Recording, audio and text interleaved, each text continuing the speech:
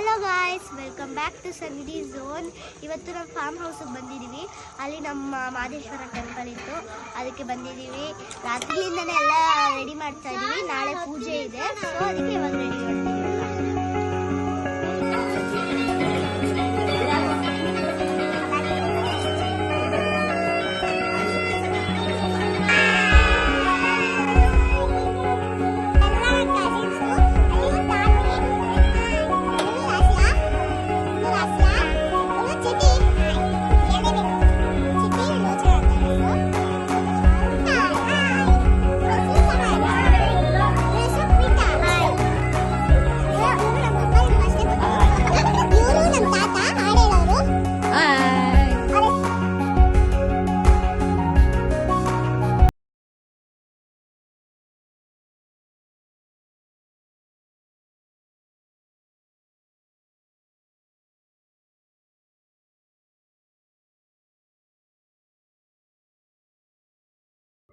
First ನಾವು ಗಂಗೆ ಪೂಜೆ ಮಾಡ್ತೀವಿ. ಎಲ್ಲದಕ್ಕಿಂತ ಶ್ರೇಷ್ಠ ಫಸ್ಟು ಗಂಗೆ ಪೂಜೆ. ಅದಕ್ಕೆ ಫಸ್ಟು ಗಂಗೆ ಪೂಜೆಯನ್ನು ಮಾಡೋಕ್ಕೆಲ್ಲ ರೆಡಿ ಮಾಡ್ಕೊಂಡಿದ್ದೀವಿ. 5 ಥರ ಗಂಗೆ ನೀರನ್ನು ತೊಗೊಂಡು ಬರ್ತಾಯಿದ್ದೀವಿ ಮಾದೇಶ್ವರನ ದೇವಸ್ಥಾನಕ್ಕೆ. ನೋಡ್ಬೋದು ನೀವಿಲ್ಲಿ.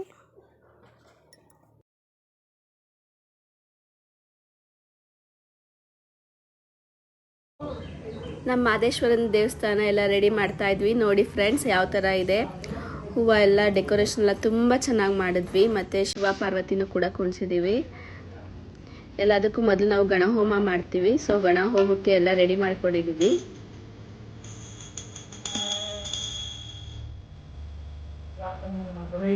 ಏನು ಹೋಮ ಕಾರ್ಯವನ್ನು ಮಾಡ್ತಾರೆ. ಈ ಹೋಮ ಕಾರ್ಯದಲ್ಲಿ ಯಾವ್ದಾದ್ರು ಇನ್ನೊಂದು ಬಾರಂತೆ ಸಾಂಗೋಪಾಂಗವಾಗಿ ಹೋಮ ಕಾರ್ಯ ನಡೆಯುವಂತೆ ಆಶೀರ್ವಾದ ಮಾಡಪ್ಪ ಅಂತ ಭಕ್ತ ದೇವರಲ್ಲಿ ಪ್ರಾರ್ಥನೆಯನ್ನು ಮಾಡ್ತಾರೆ. ಓಂ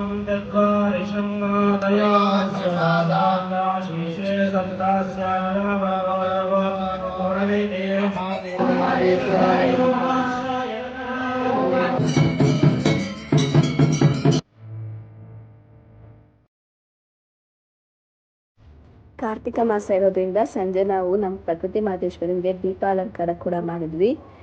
ಫುಲ್ಲು ದೀಪೋತ್ಸವ ತುಂಬ ಚೆನ್ನಾಗಿ ಮಾಡಿದ್ವಿ. ಫಸ್ಟು ದೇವರ ಹತ್ರ ತೊಗೊಂಡೋಗಿ ಒಂದು ದೀಪವನ್ನು ಬೆಳಗಿ ಆನಂತರ ನಾವು ದೀಪಾಲಂಕಾರನೆಲ್ಲ ಸ್ಟಾರ್ಟ್ ಮಾಡಿದ್ವಿ. ತುಂಬ ಚೆನ್ನಾಗಿ ಬಂದಿತ್ತು. ನೋಡ್ತಾ ಇರ್ಬೋದು ನೀವು. ಫುಲ್ಲು ಲೈಟೆಲ್ಲ ಆಫ್ ಮಾಡಿ ದೀಪದಲ್ಲೇ ದೇವರು ನೋಡೋದು ತುಂಬ ಚೆನ್ನಾಗಿತ್ತು. ನೋಡೋದು ತುಂಬ ಚೆನ್ನಾಗಿ ಕಾಣ್ತಾ ಇತ್ತು.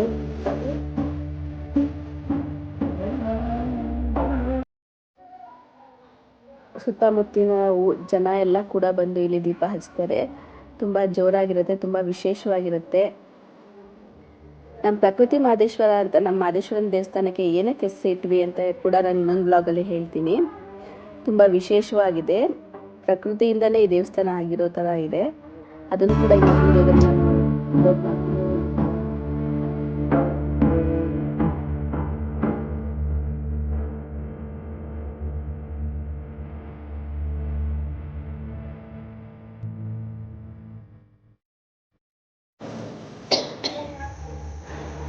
ಚೆನ್ನಾಗಿದ್ದೀರಾ? ಈಗ ಬಂದ್ರಾ?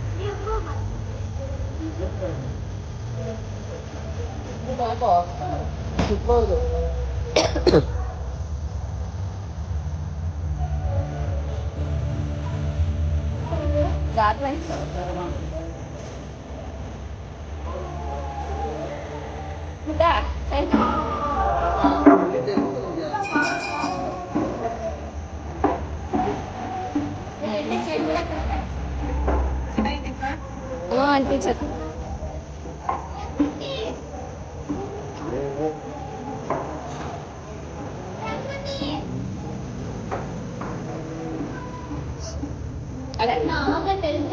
ಅದೇ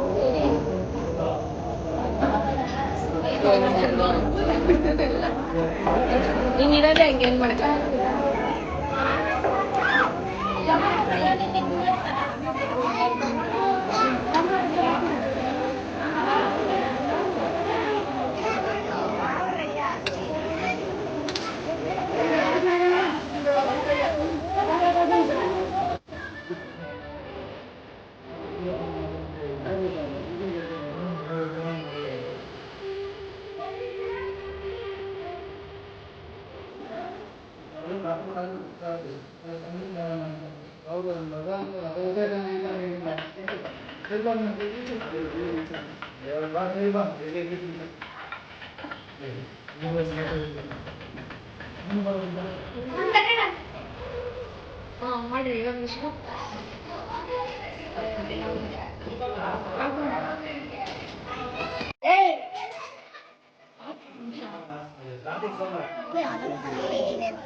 ಮಾಡಿ ನಾಳೆ ತುಂಬ ಚೆನ್ನಾಗಿ ರೆಡಿ ಆಗ್ತಾರೆ ಅಂತದನ್ನ ನೀವು ಲೈಕ್ ಮಾಡಿ ಶೇರ್ ಮಾಡಿ ಕಮೆಂಟ್ ಮಾಡಿ ಬಾಯ್